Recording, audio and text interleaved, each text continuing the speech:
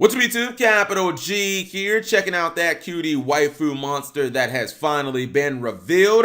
Unsurprisingly, she is actually a Link monster, and sadly, she is not part of the UA archetype. You guys know when Konami first teased the artwork on those OCG sleeves, I looked at her and I said, uh-oh, this might be some new UA support that maybe is going to bring the archetype to Master Rule 4. Maybe Konami's trying to break UAs, because realistically, when you look at her artwork, like, come on, man, it was not far-fetched for me to think that she was a UA card, especially considering she already fits the sports theme. She has rollerblades on, and roller derby can kind of be a sport depending on who you ask. Anyways, this is IP Masquerena. She is a Link 2 Dark Side Burst Link monster. 800 attack, bottom left and bottom right are her Link points, and her materials are two non-Link monsters. So you can use tokens or basically just any two monsters you throw on the board as long as they are not links. Her first effect is a hard once per turn.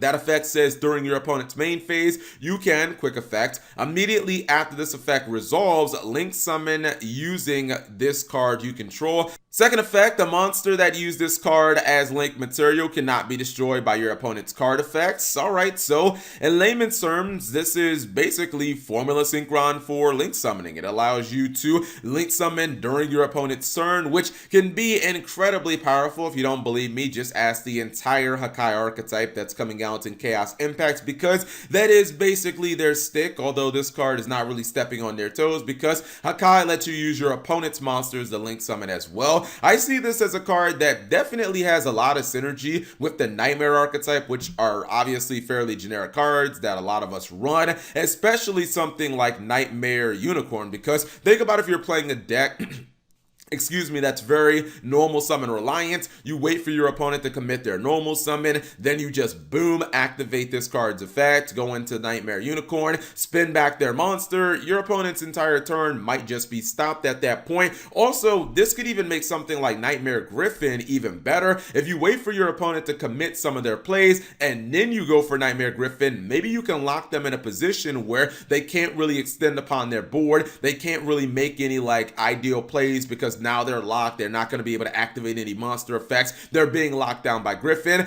And the second effect where you get a little bit of protection, that's nice. I would have preferred battle protection though, because if you could have summoned Griffin and had it not be able to be destroyed by battle, like that would have been nuts. Card destruction protection is cool, but most decks in Yu-Gi-Oh only have like maybe one or two ways of using like card destruction. Card destruction isn't really that popular right now. You have stuff like Afterburner, but no one really plays Dark Hole and Regeki and stuff like that. Right now, battle and like targeting removal is kind of how we're getting rid of cards. Overall, I kind of feel like this card will be useful, and I think if we get more Link monsters that just have trigger effects, like as soon as they're summoned, they do something, I feel like this card will be even more valuable, especially if we get, just a generic like Link 4 that, maybe it's like a Black Rose Dragon that just nukes the field.